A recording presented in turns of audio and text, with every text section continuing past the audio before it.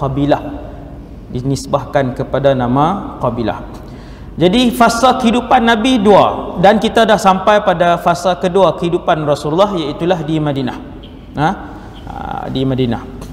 Bulan lepas dan 2 bulan yang lalu, tak silap saya dah 3 bulan kita bercakap tentang perang Uhud. Masih lagi tak habis. Tak habis lah, dah sebulan sekali kan. Mana nak tolak dengan saya tak main lagi kan. Ni alhamdulillah ni, malam ni cikgu rajin peringat. Mana cikgu Arif dah tak main ke?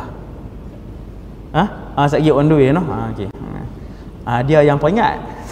Tu yang alhamdulillah tu, saya boleh buat persiapan awal lah. Bulan lepas kita masuk dalam perang Uhud, satu tempat yang setiap kali orang pergi umrah mesti ziarah, tapi tak tahu sangat sejarah dia. Sebab apa? Sebab tak belajar sirah, ataupun belajar tapi tidak mendalami. Ni bila kita mendalami ni, kita pergi tempat tu, kita banyak benda lah kita boleh recall balik. Bila kita pergi satu tempat, kita pun ingat balik hak mengaji tu, maka banyak tempat lah yang boleh kita huraikan yang berkaitan dengan sirah Rasulullah. Perang Uhud dah habis. Pada bulan lepas kita tengok Nabi pun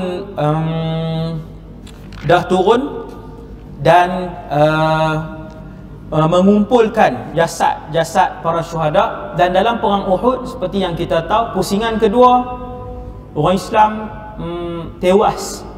Maka syuhada di kalangan tentera Islam lebih ramai daripada jumlah yang terkorban di pihak musyrikin.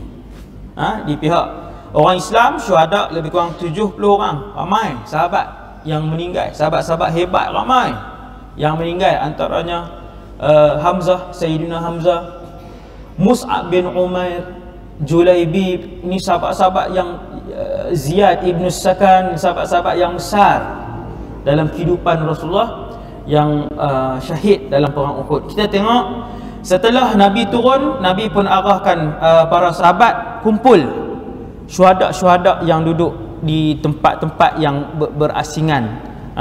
Kawasan tu lah hak tempat kita ziarah, bukit pemanah perkuburan Uhud tu. Dia keliling tu lah, keliling tu lebih kurang 1 kilometer persegi lah daripada situ, lebih kurang lah. Jadi muka surat 275, tajuk dia pengkebumian para syuhada. Pengkebumian para syuhada. Kisah Nabi himpun syuhada Uhud, kemudian Nabi kebumikan, yang tu saja selama 1 jam. Sebab tu Uhud ni dia cerita yang panjang. Dan dalam kitab sirah kita, tidak semua pencarian dan pengkebumian syuhada Uhud diceritakan. Saya baca tak sat, saya tengok dia tak cerita semua dalam kitab ni, tera tak cerita semua pun lebih kurang 500 muka surat kan. Kalau cerita lagi, dia jadi lagi tebal. Sebab tu para ulama dulu kadang-kala mereka tidak menebalkan penulisan mereka kerana khawatir orang tak mampu baca. Ulama sebut kami kurangkan bilangan muka suratnya supaya orang awam mudah untuk membaca. Itu antara tujuan kenapa ulama kurangkan. Jadi saya baca tak sat kitab kita ni Ar-Rahiqul Makhtum, dia cerita sebahagian kecil saja daripada para sahabat Uhud yang dicari dan dikebumikan. Dia ada kisah lengkap dia. Nabi SAW sendiri menyelia pengkebumian para syuhada. Kisah ni maksudnya, kalau tuan-tuan ingat bulan lepas, Nabi dengan para sahabat semua naik berundur ke bukit Uhud yang tinggi. Bukit Uhud yang tinggi. Dan bulan lepas juga saya sebut, sekali lagi kalau pergi umrah, tanya mutawif ke arah mana Rasulullah melarikan diri. Dia mutawif kena tahu lah. Dia kena tahu ni kalau ada mutawif dengar kan, dia kena tahu lah maklumat ni. Dia duk tunjuk bukit, lepas tu tunjuk kubur, lepas tu acara membeli belah. Tunjuk bukit 3 minit, tunjuk kubur Fatihah 3 minit, membeli belah 45 minit. Ni berlaku ni. Berlaku kan. kan. Ni yang saya tengok sendiri depan mata saya, rugilah kan. Rugi, dah lah nak pi susah, dia tak pi pula tempat-tempat tu. Apabila pusingan kedua Nabi dan para sahabat tewas, maka Rasulullah arahkan semua sahabat berundur naik ke Bukit Uhud. Tuan-tuan kena pilah kawasan tu, tanya, Tuan akan tunjuk. Nabi bawa para sahabat pi ke sana. arah dia melalui arah kiblat masjid yang baru. Kalau siapa pi umrah baru-baru ni, masjid hak baru tu siap dah saya tengok, cuma guna ke tak lagi wallahu alam, kami pun tak dan tanya. Saya pun tak dan tanya. Masjid baru tu siap dah, arah kiblat.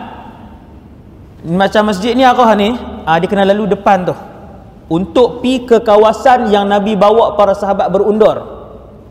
Kemudian Nabi berhenti di satu tempat, bulan lepas saya sebut, di situ Nabi dirawat sekali lagi. Dirawat oleh Sayyidatuna Fatimah, Nabi dirawat oleh Sayyidina Ali, dan dirawat sekali lagi. Kemudian baru naik atas bukit lagi tinggi. Waktu tu Abu Sufyan dan tentera mengejar. Bila kejar, ada yang dah mendaki bukit Rabat, Nabi arahkan Sa'ad ibn Abi Waqqas. Bulan lepas saya sebut, siapa nak tengok busur panah Sa'ad boleh pi ke Muzium Madinah yang 80% orang pi umrah pi Madinah, orang pi ziarah Madinah, mereka tak pi pun muzium tu 80%. Pi tawaf kot lain, rugi. Masih ada sampai hari ni busur panah tu. Dia bukan busur panah tu yang digunakan dalam perang Uhud, kerana Sa'ad ibn Abi Waqqas radhiyallahu anhu mempunyai lebih daripada 16 busur panah. Kita kuali 16 di rumah kita, kuali dengan set tu yang banyak kan.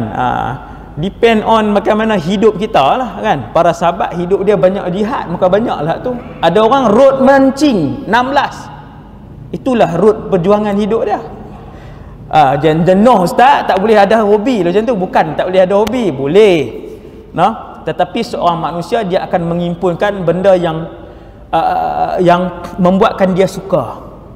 Maka para sahabat melebihkan akhirat, maka banyaklah benda-benda yang ke arah akhirat di rumah mereka.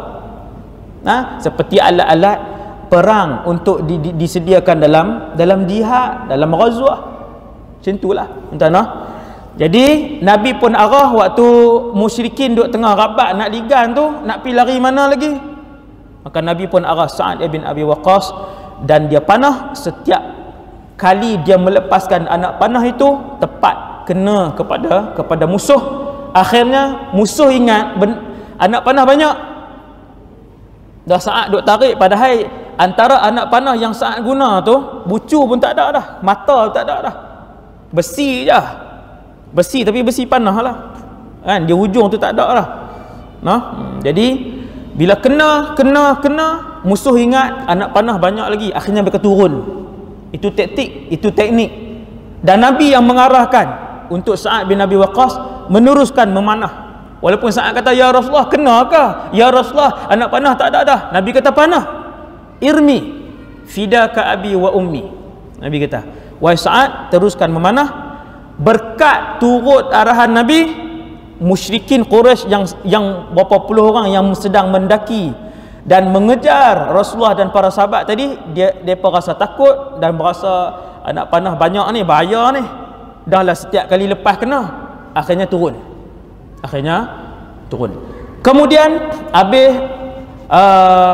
Abu Sufyan pun datang dekat, dia daki sikit bukit tu. Dia daki sikit bukit tu, tuan-tuan boleh pi kawasan tu, boleh pi sampai ke kaki bukit Uhud tu. Kira Abu Sufyan dia pi sampai ke kaki tu, bila dia menjerit, dengar lah Nabi. Yang bukit Uhud ni bukan macam gunung jerai, bukannya macam bukit bendera. Dia kalau kita menjerit kalau kita duduk di puncak, menjerit di bawah tak dengar. Bukit Uhud ni kita duduk di kaki tu, Nabi duduk atas sikit saja. Di situ Abu Sufyan dia menjerit bahawasanya perang ini berganti. Dia kata, sehari kami menang, sehari kamu menang. Al-harbu sijal, yaumun alaika wa yaumun alaina, kata Abu Sufyan.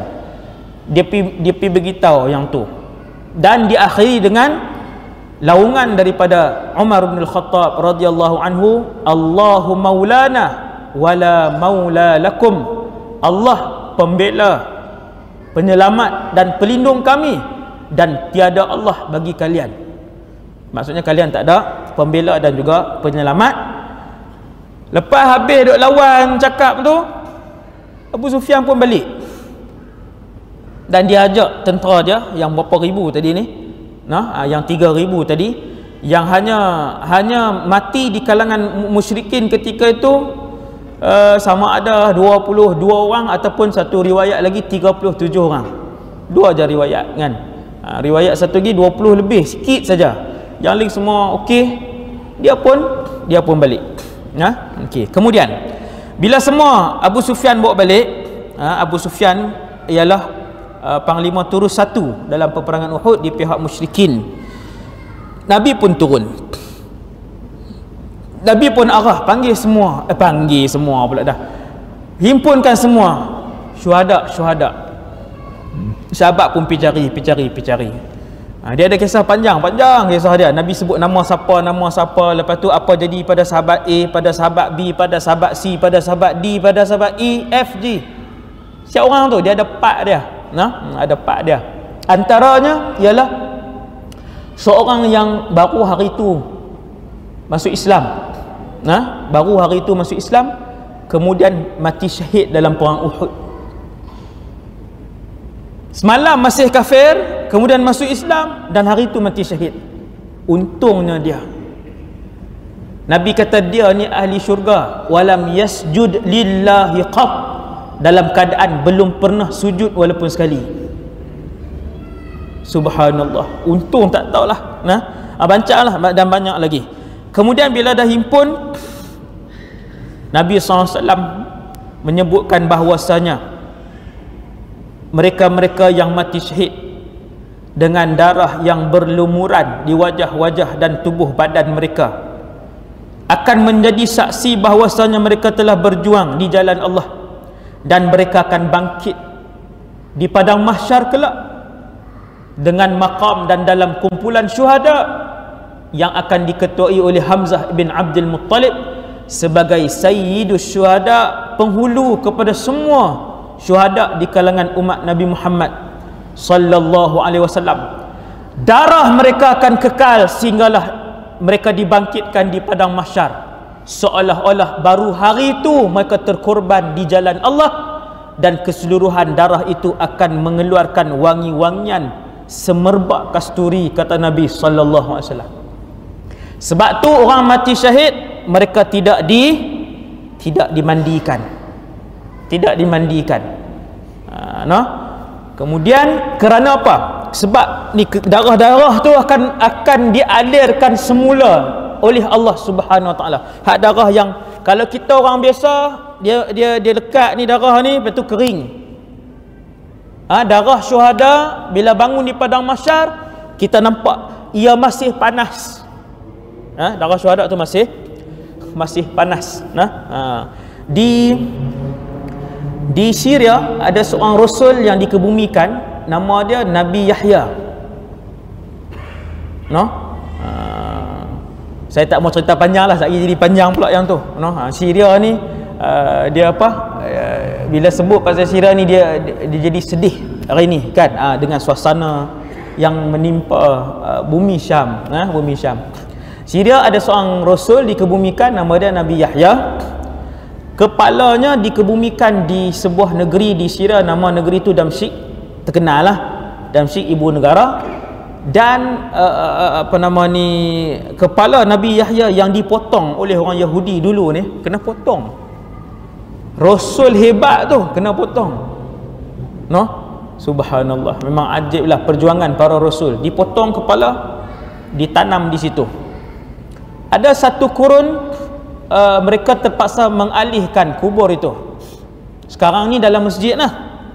Lepas tu paksa alihkan, korek, dan akhirnya jumpa kepala Nabi Yahya ni dalam bekas hijau, di dalam karung hijau. Dalam karung yang berwarna hijau, dia buka, kepala tu masih dipenuhi dengan darah. Darah duk ada lagi darah tu. Nitik duk pak darah tu. Para rasul yang tu. Kemudian Nabi SAW pun ajak para sahabat bahawa sesanya syuhada, orang-orang yang mati syahid, tidak dimandikan jenazah mereka. Hukum khas untuk orang yang mati syahid. Dan kemudian sahabat tanya, ya Rasulullah, baju besi nak tanggalkan tak? Baju besi ditanggalkan. Baju besi ditanggalkan. Kemudian sahabat perhati, sebab sahabat nak belajar daripada Nabi, orang yang menyebarkan syariat Allah Subhanahu Wa Taala adalah Rasulullah. Bila jadi perang mati ramai ni, sahabat duk tengok Nabi nak buat macam mana. Sahabat pun perhati, oh kalau mati syahid tidak dimandikan. Kemudian Nabi suruh tanggalkan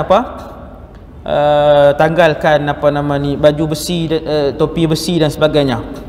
Kemudian Nabi pun buat liang ataupun kubur, korek lubang.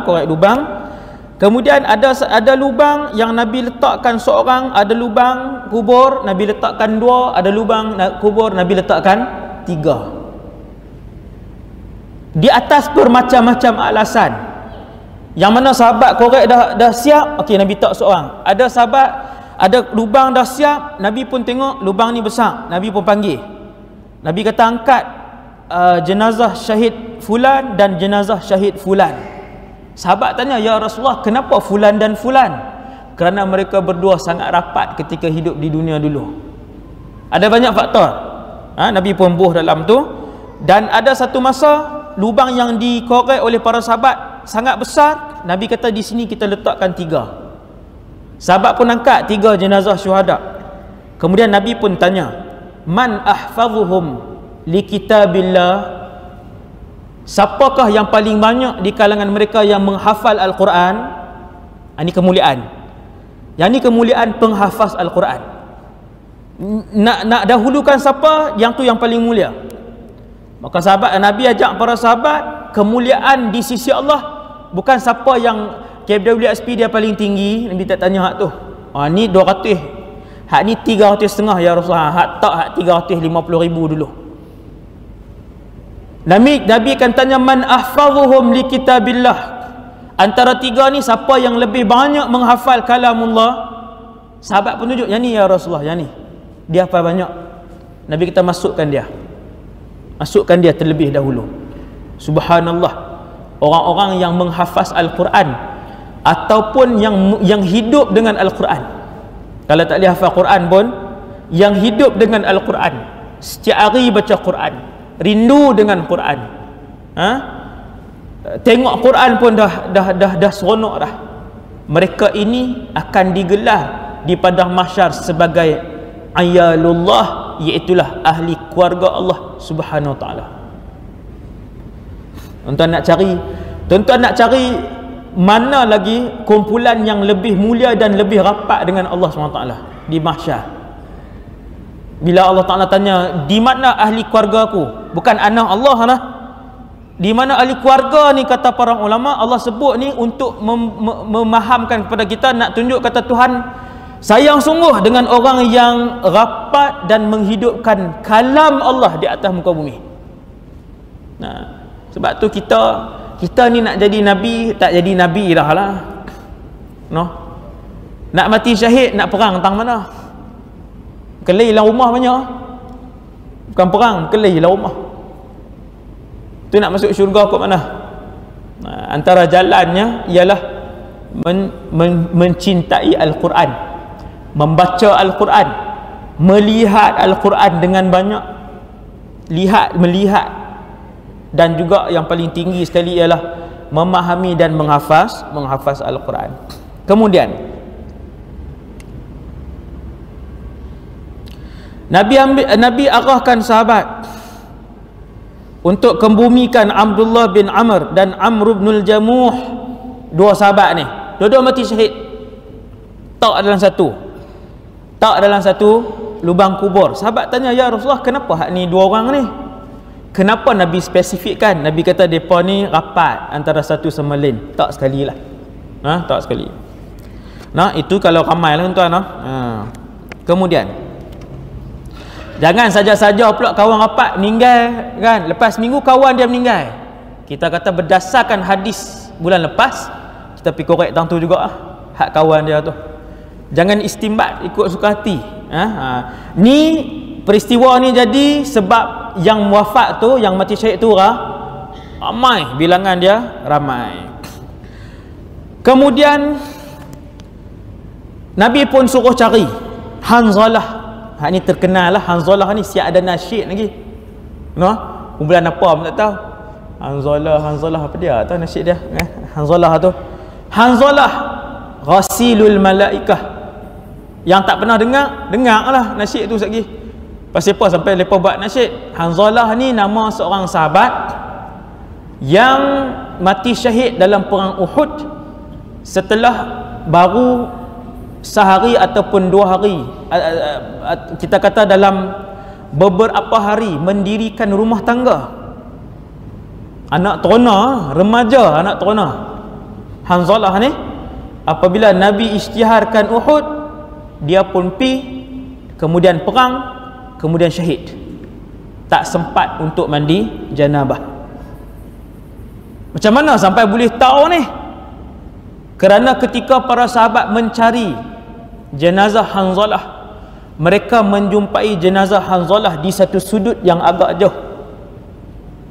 Kemudian apabila mereka mendekati jasad syahid Hanzalah ni, mereka tengok jenazah Hanzalah sudah pun basah. Sudah pun basah. Sedangkan di kawasan tu tak ada air. Kalau ada air dalam telaga pun, siapa yang pergi juruh dia? Tak ada telaga apa, tiba-tiba basah. Mereka pegang tengok ni air menitik-nitik. Lalu mereka bertanyakan keadaan yang pelik itu kepada Rasulullah. Apa jawab Nabi? Nabi kata, baru sebentar tadi saudara kalian Hanzalah dimandikan oleh para malaikat. Subhanallah. Malaikat turun tu tuan, ni bukan bahasa kiasan. Ini bukan perumpamaan Nabi nak buat seumpama dimandi. Bukan perumpamaan. Diutuskan oleh Allah SWT beberapa malaikat turun dan memandikan Hanzalah. Pengantin barulah. Kalau bahasa kita, inai duk merah di jari lagi. Dia tak pakai inai, dia keluar tajuk Ustaz Wadi buat benda pelik malam ni kan. Sahabat pakai inai, bid'ah terbesar untuk malam ni kan. Bahasa kata pengantin baru boleh tinggal isteri. Subhanallah, ni para sahabat. Akhirnya dia lekatlah gelaran ghasilul malaikah yang dimandikan oleh Nabi SAW. Kemudian Nabi pun berjalan lagi, tengok dalam keadaan yang begitu lemah. Mana tak lemah tuan-tuan? Terbelah di sini Nabi ni, terbelah ni, bukan terbelah dua kepala tu, terkopak lah. Nabi punya kulit terkopak kan atas ni. Kemudian badan Nabi penuh dengan darah, pipi Nabi berlubang, ditusuk besi. Pipi Nabi kanan dan kiri ditusuk besi, bukan sebelah. Besi tu sahabat nak buang dengan tangan tak boleh, kena gigit sebab dia kecil.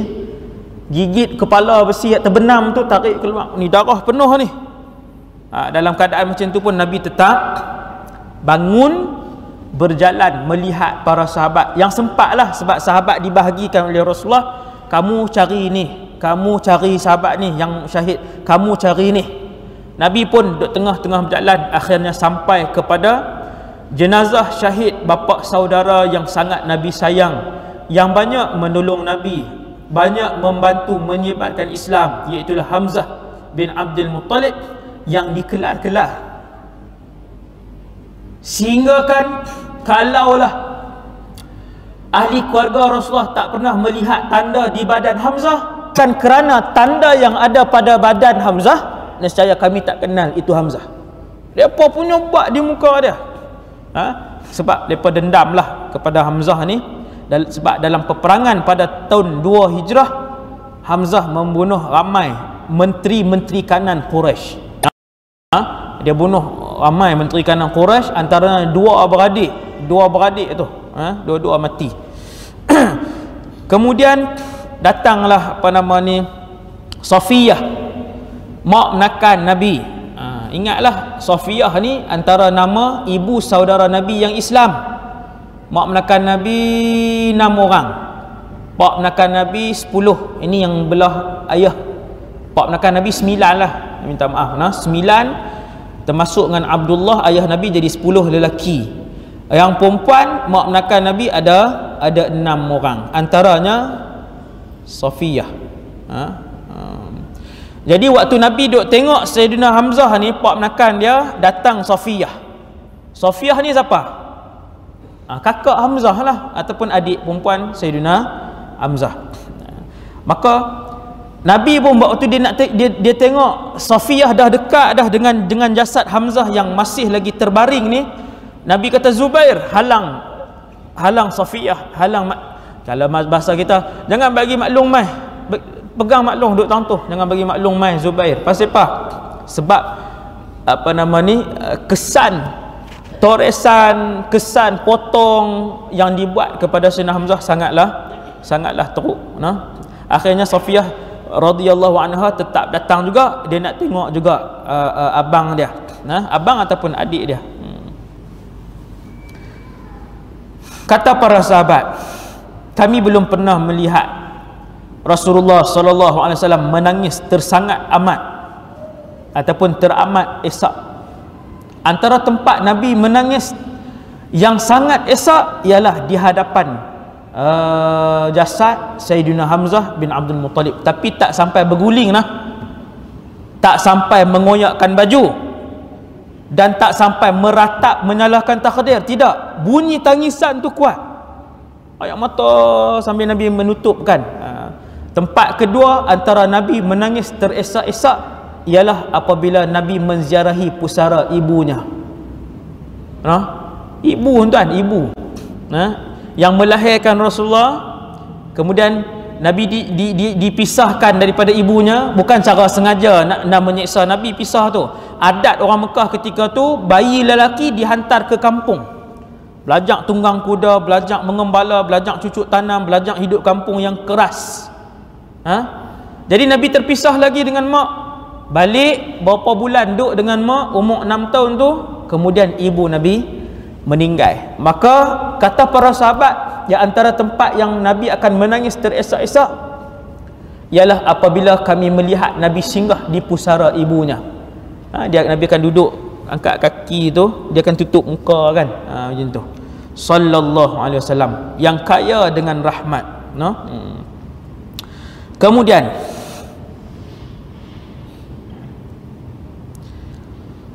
muka surat 276, muka surat 276, tuan-tuan yang dirahmati Allah, dalam ni ada doa yang dibacakan oleh Rasulullah. Siapa nak tengok doa yang Nabi baca untuk syuhada Uhud, ada doa, benda tu sabit dengan sanad. Saya dah tengok tadi doa tadi dalam bahasa Arab, ni hak bahasa Melayu punya. Doa Nabi lah. Ya Allah, tiada siapa yang boleh menahan kehendak-Mu atau membenarkan apa yang Engkau tidak izin. Ya Allah, tiada siapa yang boleh memandu, tiada siapa yang Engkau sesatkan atau menyesatkan orang yang Engkau pandu. Tiada siapa yang boleh memberi rezeki yang Engkau tidak izin, dan tiada siapa yang boleh menahan rezeki yang Engkau anugerah. Apa Nabi nak beritahu? Nabi nak beritahu semua ni dengan kehendak Allah. Kalau Allah Ta'ala kata dia dapat rezeki, dia mesti dapat rezeki. Kalau Allah Ta'ala kata dia hidup, dia mesti hidup. Kalau Allah Ta'ala kata tak ada siapa boleh bagi dia, maka tak ada siapa boleh bagi dia. Maka ni adalah doa yang Nabi baca di hadapan syuhada Uhud. Kita bagi laluan azan.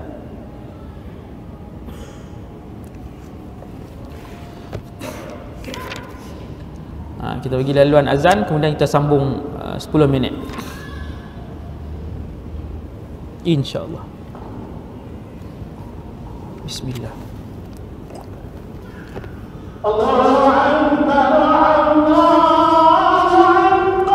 Allahu Akbar, Allahu Akbar.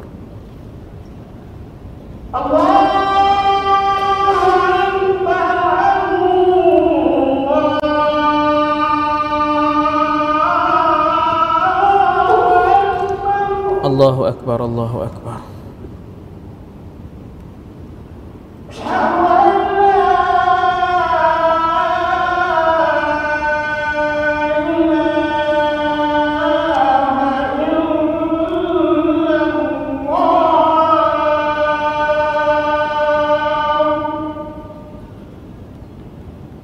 Asyhadu an la ilaha illallah.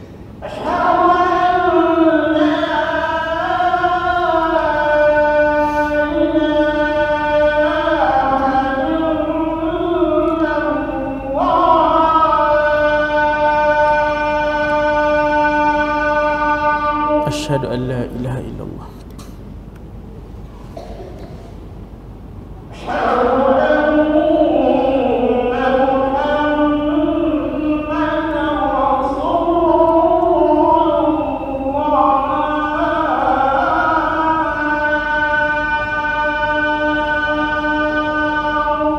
Asyhadu anna Muhammadar Rasulullah.